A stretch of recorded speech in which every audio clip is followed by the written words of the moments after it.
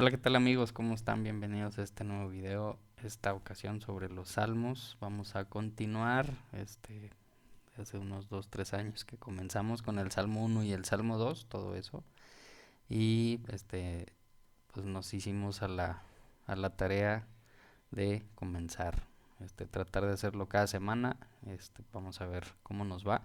Vamos a empezar esta semana con el Salmo 3 y así hasta terminar todos los salmos, con el principal objetivo de hacer que mi esposa y yo pues estudiemos, nos obliguemos a estudiar para poder hacer estos videos, estos audios y pues también tratar de tocar a alguna que otra persona con estos estudios. Entonces pues los estudios van a ser aquí en conjunto con mi esposa, y pues vamos a ver cómo nos va. ¿Cómo estás, amor?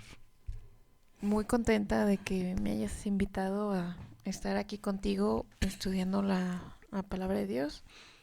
Y sí, es una oportunidad más que nada para nosotros, para la familia, para seguir estudiando y que quede grabado en las diferentes plataformas para que podamos tener acceso a ellas en cualquier momento.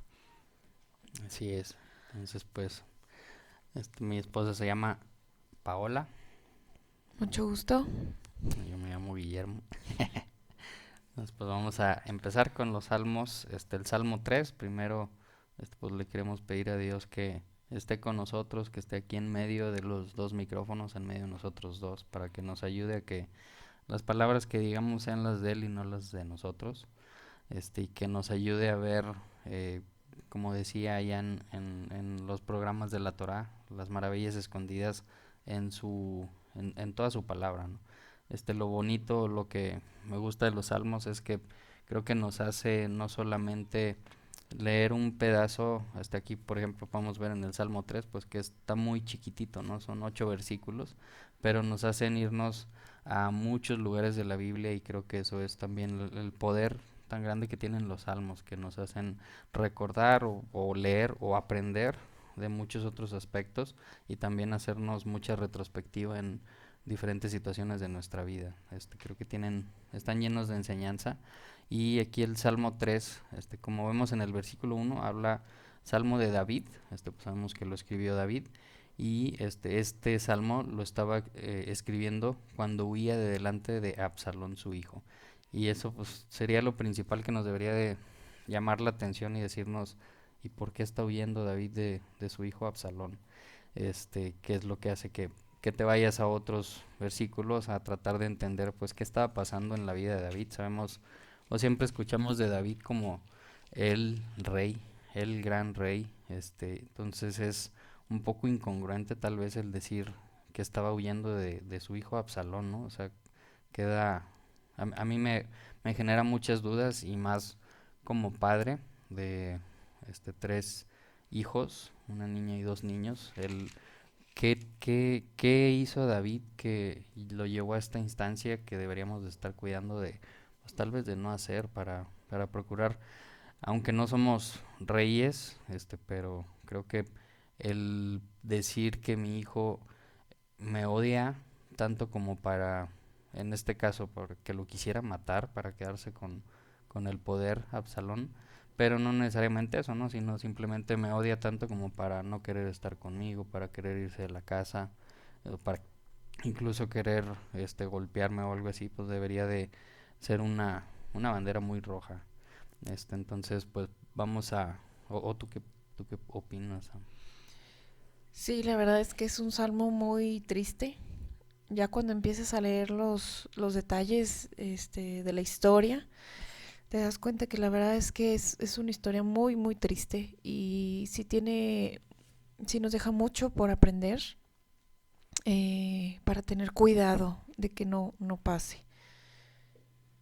Entonces nos vamos a ir a segunda de Samuel 13 para saber el inicio de la historia. Y nos habla acerca de Tamar y Amnón. Ambos son hijos de David. David, como sabemos, tuvo varias esposas y tuvo varias concubinas. Y también, pues, por lo tanto, tuvo varios hijos con cada una de ellas. Y uno de estos hijos era hermanos iguales, o ¿cómo se podría decir? La Hermanos misma de la madre. misma madre, sería Tamar y Absalón, y otro hijo con otra mamá vendría siendo Amnón. Entonces vamos a leer un poquito sobre la historia y dice que eh, aconteció después de esto que teniendo Absalón, hijo de David, una hermana hermosa que se llamaba Tamar, se enamoró de ella Amnón, hijo de David. Aquí están los 3 hijos. Y estaba Amnón angustiado hasta enfermar porque Tamar, su hermana, porque por ser ella virgen, parecía a Amnón que sería cosa dificultosa hacerle algo. Y Amnón tenía un amigo que se llamaba Jonadab, hijo de Simea, hermano de David. O sea, bien vendría siendo su primo. Y era Jonadab hombre muy astuto. Y le dijo: hijo del rey, ¿por qué de día en día vas así enflaqueciendo? ¿No me lo descubrirás a mí? Amnón le respondió: yo amo a Tamar, la hermana de Absalón, mi hermano. Y Jonadab le dijo: acuéstate en tu cama y finge que estás enfermo, y cuando tu padre viniere a visitarte, dile: te ruego que venga mi hermana Tamar para que me conforte con alguna comida, y aderece delante de mí alguna vianda para que viéndola yo la coma de su mano. Se acostó pues Amnón y fingió que estaba enfermo, y vino al rey a visitarle. Y dijo Amnón al rey: yo te ruego que venga mi hermana Tamar y haga delante de mí 2 hojuelas, que coma yo de su mano. Y David envió a Tamar a su casa, diciéndole: ve ahora a casa de Amnón tu hermano, y hazle de comer. Y entonces fue Tamar a casa de su hermano Amnón, el cual estaba acostado, tomó harina, amasó e hizo hojuelas delante de él, y las aderezó. Tomó luego la sartén y la sacó delante de él, mas él no quiso comer.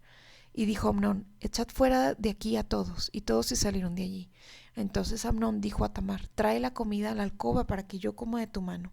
Y tomando Tamar las hojuelas que había aderezado, las llevó a su hermano Amnón a la alcoba. Y cuando ella se las puso delante para que comiera, él la asió con fuerza y diciéndole: ven, hermana mía, acuéstate conmigo. Ella le respondió: no, hermano mío, no me hagas fuerza, porque no se hace así en Israel. No hagas tal locura, porque ¿dónde iría yo con mi deshonra? Y aún tú serías estimado como uno de los locos de Israel. Te ruego pues ahora que hables al rey y que no me negará a ti. Mas él no la quiso oír. Antes, pudiendo más que ella, la forzó y se echó con ella. La aborreció luego Amnón de tan grande aborrecimiento que el odio con la que la aborreció después fue mayor que el amor con la que había amado. Y le dijo Amnón: levántate y vete. Y ella le respondió: no hay razón, mayor mal es este de echarme que el que me has hecho. Mas él no la quiso oír. Antes, llamando a su criado que le servía, le dijo: échame esta allá afuera. Y tras ella cierra la puerta. Y tenía ella sobre sí su ropa de colores, traje que las hijas vírgenes de los reyes vestían, y su criado le echó pues fuera y cerró la puerta tras ella. Entonces Tamar tomó ceniza y la esparció sobre su cabeza, rasgó su ropa de colores que estaba vestida, y puestas sus manos sobre su cabeza se fue gritando.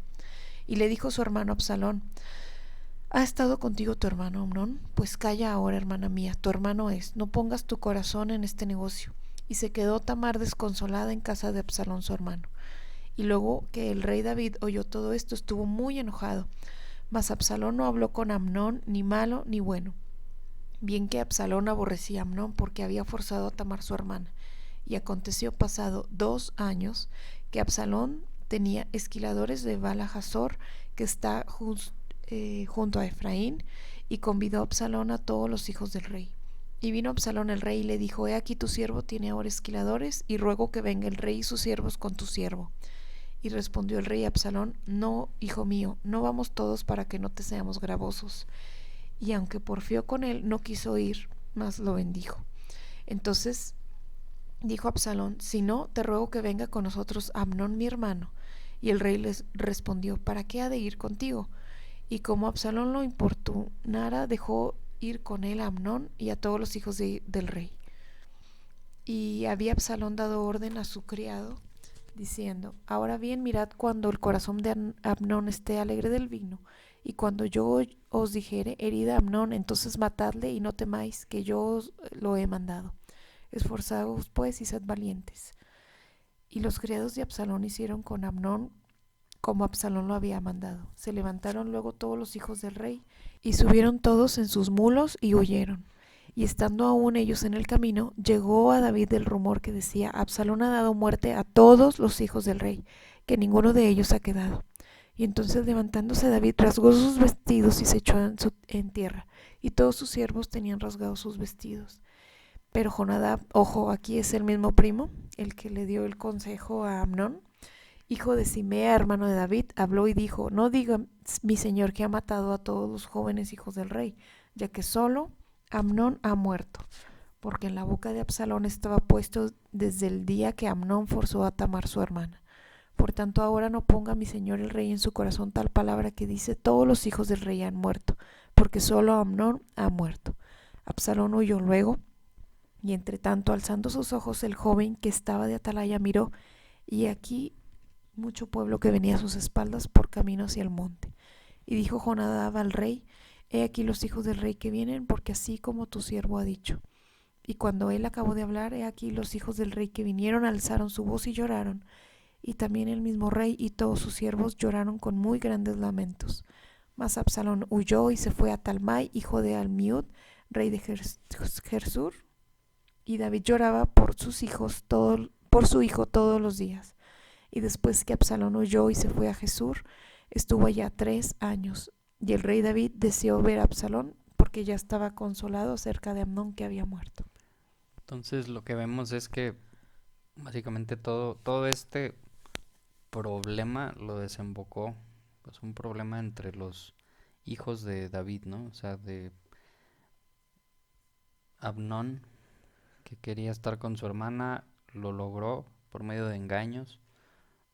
Hay una violación, se entera Absalón, y también se ve que Absalón no hace nada hasta después de 2 años, que es cuando se desembocan todos estos acontecimientos, pero también pues se ve que el rey David, este, pues no dice qué hizo y tampoco no dice qué no hizo, en ese respecto, pero claramente y por lo que alcanzamos a leer, pareciera como que el rey David pues simplemente no hizo nada, ¿no? Al respecto, y pues todo continuó entre comillas normal en la vida de ellos, y eso fue lo que empezó a hacer que me imagino que empezara a hervir un poco la sangre de Absalón poco a poco, y ese acontecimiento, que no es nada pequeño, pero ese acontecimiento fue lo que empezó a hacer este odio de Absalón contra David su padre.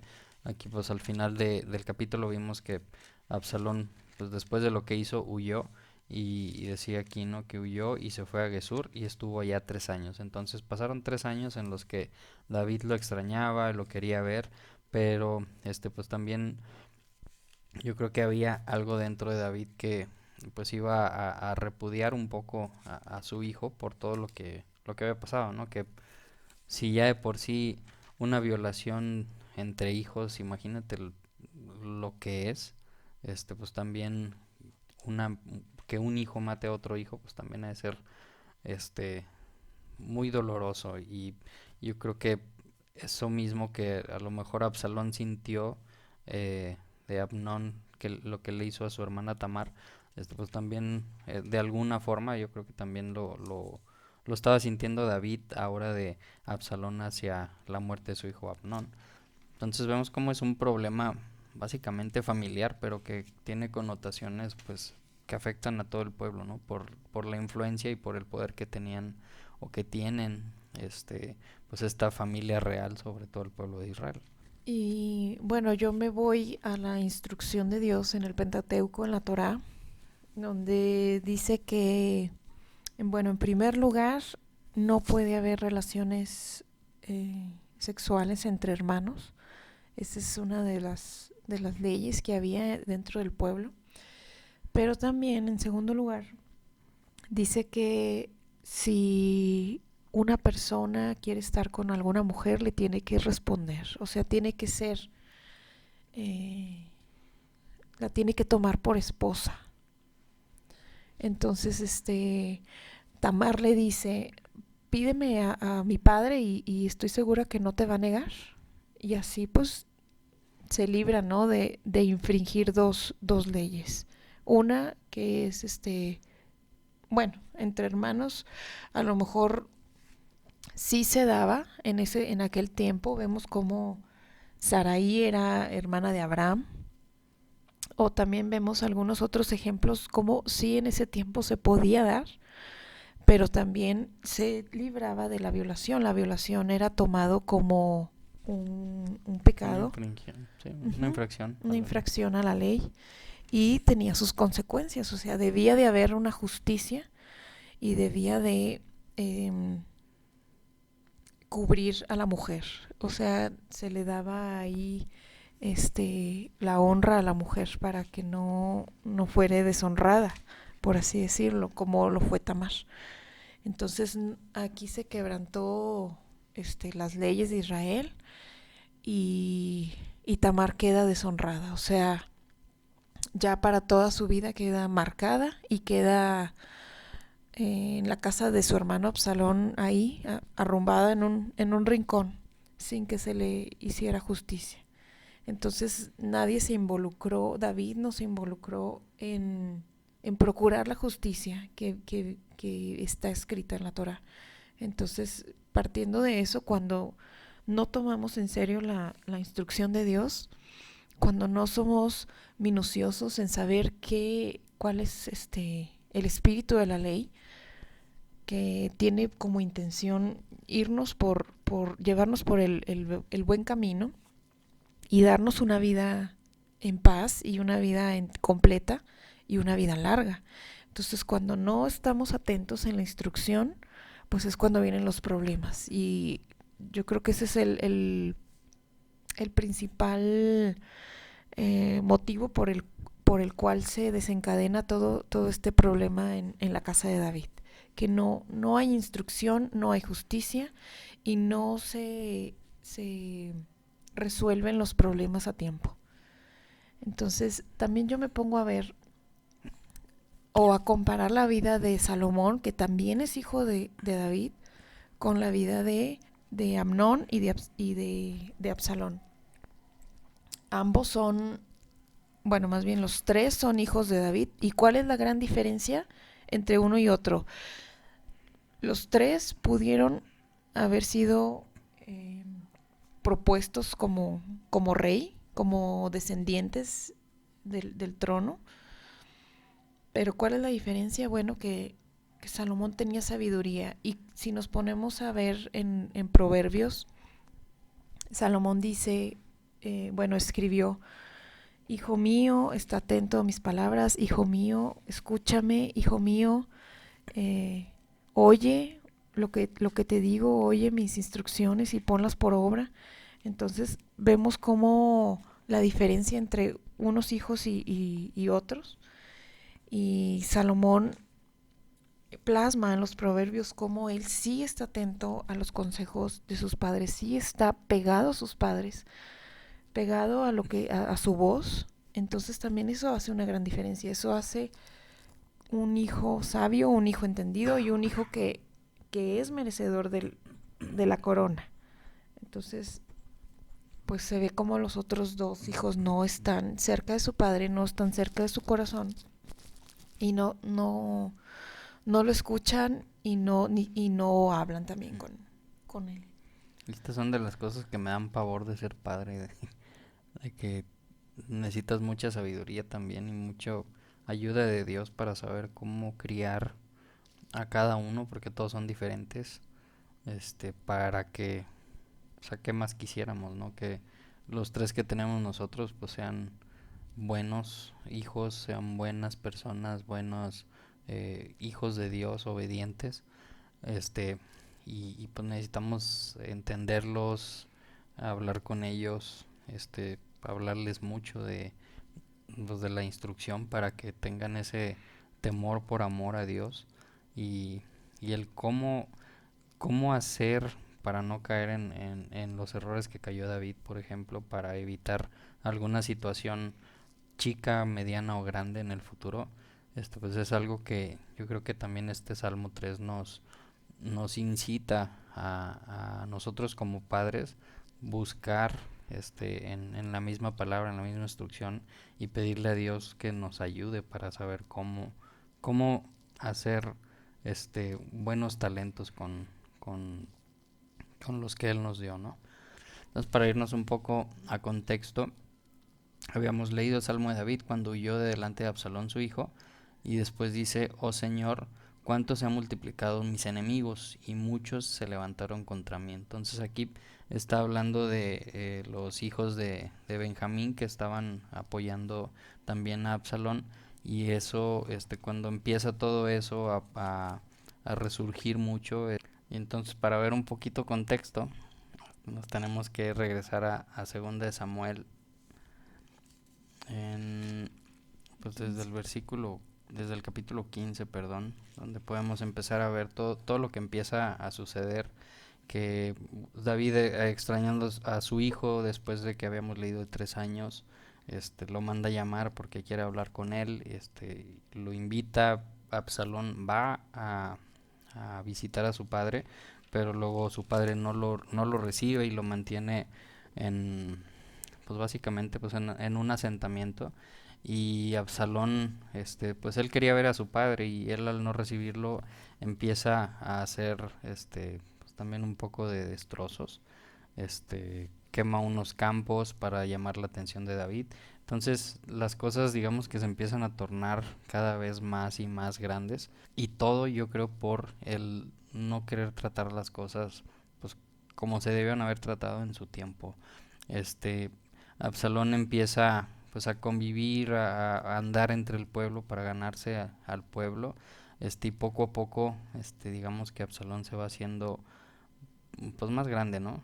Empieza a ganarse, digamos, adeptos, y empieza a ganarse también personas dentro de el ejército, personas dentro de, como por ejemplo, la Cámara de Diputados de David, que algunos empiezan a decir: sí, pues yo creo que tú estás bien, que tienes la razón. Y todo esto pues lo podemos ver en 2 Samuel, desde el capítulo 15, 16, 17.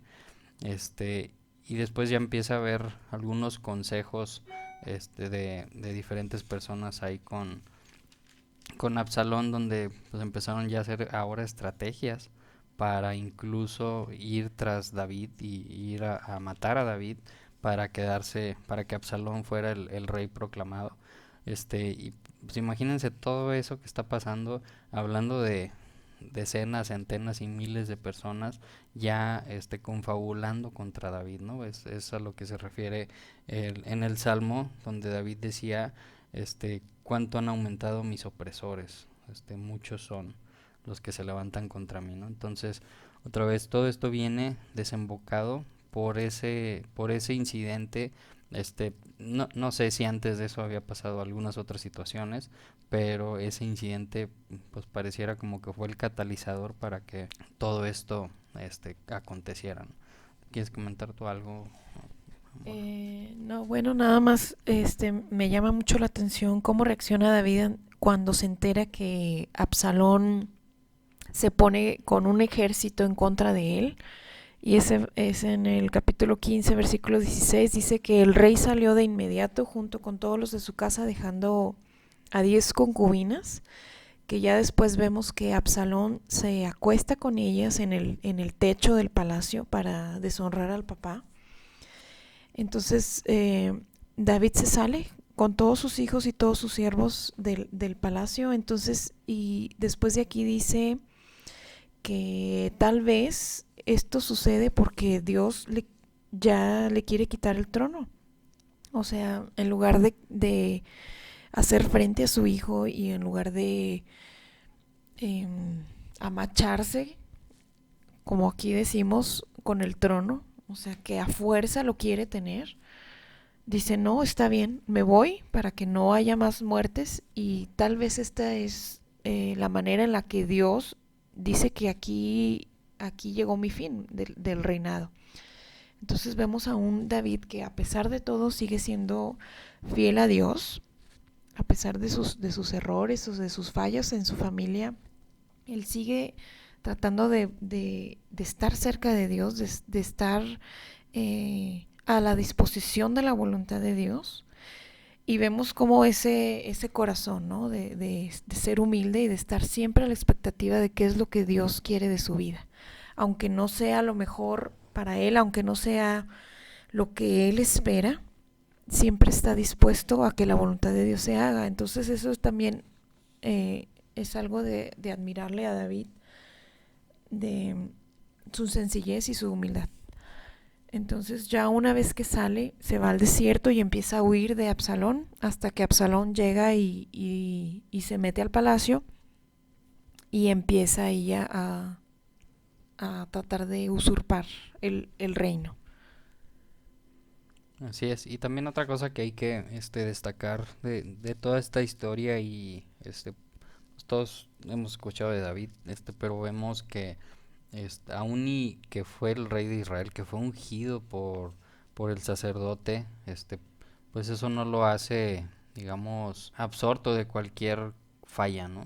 Y vemos cómo David tenía tantos errores así como tú y como yo, y a lo mejor muchos más o muchos menos o los mismos, y sin embargo, pues seguía siendo el elegido de Dios, ¿no? Seguía siendo, pues una persona que podía tal vez ver cara a cara, o bueno, no cara a cara, sino podía platicar con Dios y con toda la humildad pedirle perdón por todo lo que estaba haciendo, por todos los errores que tuvo, y vemos eso en diferentes personajes en la Biblia, que este, muchos pensaríamos, no, pues todos los que están en la Biblia y de los que se hablan, pues son personas bien santas y bien perfectas, Infalibles. que no fallan. Yo cómo voy a poder alguna vez ser incluso nombrado como hijo de Dios, pero pues vemos que todos tienen fallas, ¿no? Y ese es el principal poder de Dios que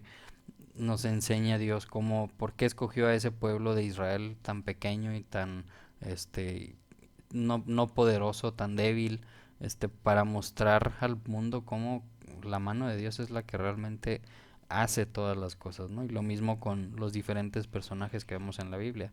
Sabemos que David, aparte de esto, que no supo cómo resolver un problema intrafamiliar entre hermanos, y pues, aparte, como decía mi esposa hace rato, que quebrantó la ley, tuvo que haber llevado alguna connotación legal, este, pues también después no supo cómo siquiera confrontar a su hijo para pues platicar, porque ni siquiera platicaron de esto, ¿no? Y No, como estuvo dice, 5 años sin verlo. sin verlo, y Ujú. hasta que llegó a este punto que dice David, no, mejor me voy, ahí se lo dejo porque tal vez Dios ya me desechó y pues prefiero este huir en cierta forma, ¿no? Y como cuando suceden todas estas situaciones, pues cuando te está pasando en tu vida, pues realmente no tienes la perspectiva tan grande que tenemos nosotros, que pues es bien fácil agarrar y ponerte a leer, te vas para adelante, te vas para atrás, estudias y analizas un lapso muy grande de tiempo y dices, ay, pues aquí se equivocó y allá se equivocó, pero cuando estás inmerso en el problema, pues no es No para nada puedes ver, sencillo, sí, no ¿no? puedes ver la salida. Entonces, pues a todo esto es a lo que se refería David. Vemos que si nos pusiéramos a leer, pues nos vamos a tardar mucho y va a ser de un salmo tan pequeño, va a ser un estudio muy, muy largo. Pero empezó a haber ya muchas conspiraciones contra David. Y pues eso es otra vez a lo que se refería aquí, ¿no? En algunas, podemos leer ahí ahí en esos mismos capítulos cómo le llegaba consejo a Absalón de cómo atacar a su padre, y después le dieron otro consejo que le agradó más igual para ir a atacar y buscar la muerte de David. Entonces pues ya tenía muchos que se estaban levantando contra él. Podemos ver que eran, Un ah, ejército. sí, un ejército, hablaba doce de mil, miles. 12,000 hombres en el 17:1 que ya estaban dispuestos para ir a buscarlo y matarlo.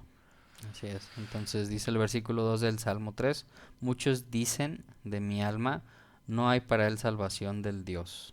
O sea, ya no hay mucho que se pueda hacer. Ya está básicamente dicho que que David va a morir, ¿no? Es lo que nos quiere decir aquí. Y viene esta palabra Selah, que pues siempre ha sido muy... eh, tiene muchos significados. Este, uno de los que yo realmente creo o estoy más convencido que significan es que es un silencio, un momento de reflexión cuando estás leyendo y viene esta palabra, porque pues también acordémonos que muchos salmos fueron escritos para que fueran alabanzas, ¿no? Canciones. Ujú. Canciones. Entonces también el Selah podría ser vamos a hacer un alto para que la gente absorba, piense y pues trate de entender un poquito esto que acabamos de leer, ¿no? Que un, un David que estaba preocupado porque Absalón, su hijo, lo estaba persiguiendo para matarlo. Mas tú, Señor, mas tú, el Señor, mas tú, Dios, eres escudo por mí y mi gloria y el que ensalza mi cabeza. Y con mi voz clamaré a Jehová, a Dios, al Señor. Y él me respondió desde el monte de su santidad. Y vuelve a decir, ¿no? Entonces aquí vemos también pues algo de que Dios seguía estando con David, ¿no? Que lo seguía buscando David a Dios. Y también como Dios es la única salida cuando ya no hay más, ya no hay qué hacer, ya no sabes qué decisión tomar, qué camino tomar. La única salida, la única salvación es Dios. Entonces, ¿qué es lo único que queda hacer cuando no hay escapatoria de tus problemas? Cuando ya estás hasta el cuello de todo, lo único que hay que hacer es clamar y buscar el rostro del Señor. Así es, y qué padre, ¿no? Me gusta mucho como dice el que eres escudo por mí, que, o sea, mi protector, eres, pues como dice mi esposa, ¿no? Lo único a lo que podemos ir a pedirle ayuda y que hemos visto también a lo largo, pues de la Biblia y a lo largo de la historia. Me hace recordar mucho estos versículos a la guerra de Yom Kippur, de los 7 días, como De de los una 6. cantidad, 6 días, perdón, de una cantidad tan grande de ejército que estaba yendo a atacar a Israel, este, pues hubo un escudo que los protegió realmente para que no fueran exterminados. Y los últimos 4 versículos, dice el versículo 5: yo me acosté y dormí y desperté porque Jehová, porque el Señor me sustentaba. Pues aquí nos habla ya también de que la tranquilidad que tenía, ¿no? Como habíamos visto, ya que está él respaldándose en Dios, que dice que es su escudo, ya cuando llegas a ese punto, pues creo que ya no queda más que ahora sí tener tranquilidad porque sabes que pues te va a ayudar Dios, ¿no? Versículo 6 dice: no temeré de 10 millares de gente que pusieron cerco contra mí. Y pues ahí seguimos viendo esa misma confianza que sentía David por medio de ese escudo que tenía con Dios. Y versículo 7: levántate, Jehová, levántate, Señor, sálvame, Dios mío, porque tú heriste a todos mis enemigos en la quijada, los dientes de los malos quebraste. Y pues ahí también está reconociendo pues todas sus batallas, ¿no? Que siempre fue gracias a Dios, y no por él o no por sus fuerzas. Y por último el versículo 8 dice: del Señor es la salvación, o sea, de Dios es la salvación, sobre tu pueblo será tu bendición. Y vemos otra vez la palabra Selah. Y pues eso es todo el Salmo 3, son estos 8 versículos, de los cuales pues ya platicamos ahí de varios temas, de diversos puntos de vista que hemos visto. Y pues no sé, tú si tengas algo más que decir, amor. Pues para terminar, podemos también mencionar que este es un salmo profético que habla sobre los tiempos venideros, cuando vaya a ser la guerra final, que venga la tribulación, que venga también un usurpador que dice que aquí habla sobre Absalón. Absalón significa que es padre de paz, o sea, alguien que va a venir proclamando paz, una falsa paz, paz y seguridad, como dicen las profecías, pero no es una paz que viene de Dios, sino una paz que es un engaño para las naciones. Entonces va a venir alguien que va a querer usurpar el trono del hijo de David y que lo usurpa y se sienta ahí y eh, maldice a David, engaña a todos los que pueden y que va en contra también del pueblo. A mí me llama mucho la atención el 8 porque dice sobre tu pueblo será tu bendición. O sea que cuando David está escribiendo este salmo no solamente está pensando en él, ni en su salvación, ni en su pellejo, ni en su familia, está pensando en el pueblo de Jehová que es Israel. Entonces es una promesa para Israel de que Jehová sigue siendo su Dios, sobre él puede descansar, sobre él puede tomar mano para refugiarse, para apoyarse, para tener fe. Y a cambio el Señor le responde en salvación. Entonces, aun que venga alguien que, que quiera a venir a engañar, a usurpar, eh, el pueblo puede estar confiado en que no, en que llegará su salvación. Aunque también vemos en la profecía, ¿no? Que dice que esa persona, el anticristo o el antimesías, que va a hacer proezas y va a hacer cosas que van incluso a engañar a los Escogidos. escogidos, ¿no? Entonces, sí va a ser algo bastante, yo creo que espectacular lo que va a hacer esta persona, que pues la mayoría de los escogidos van a quedar deslumbrados y van a decir, sí, sí es el Mesías, y pero pues va a engañar, ¿no? ¿Por qué también podemos hacer la referencia de el Padre de Paz? Porque para que llegue este antimesías tiene que venir a arreglar algún conflicto que va a haber en Oriente y que esté muchas naciones atacando a Israel y se levante esta persona y haga o logre de cierta forma la paz y logre la construcción del templo. Entonces, por eso también va a ser o va a ser visto como pues él trajo la paz y él logró que se restableciera todo lo que se tenía que empezar a restablecer. Si él es el Mesías y por eso por las profecías hablan de que va a entrar al templo, que va a entrar al lugar santísimo y se va a sentar en el trono de, del Altísimo, ¿no? Entonces, pues hay que tener mucho cuidado cuando esto pase. Sí, hay que tener las lámparas encendidas para no quedarnos dormidos o si nos quedamos dormidos tener suficiente aceite como para aguantar hasta que venga el Mesías a rescatarnos. Muy bien, pues bueno, con eso vamos a terminar este Salmo 3 que solamente nos tomó 2 años para poder continuar con estos estudios. Tenemos el Salmo 1 y el Salmo 2 por allá, muchos videos atrás, muchos audios atrás. Este, igual y los voy a poner o a publicar para que estén ahí un poquito más frescos. Y pues vamos a rezar mi esposa y yo para que podamos rezar, pedirle a Dios que nos ayude, pero también obviamente poner de nuestra parte para que podamos hacer esto mucho más seguido e intentar hacer al menos uno a la semana, o cada 2 semanas, dependiendo de cómo se va viendo la situación con los niños.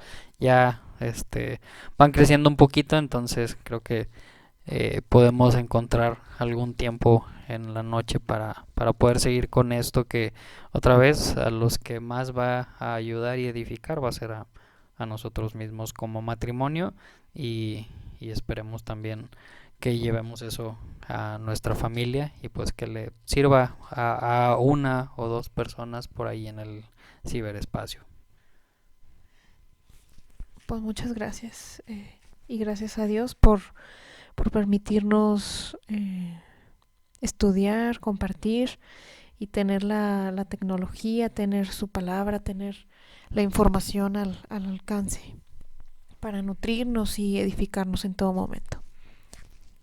Muy bien, pues nos vemos en el próximo salmo, salmo número 4. Hasta luego.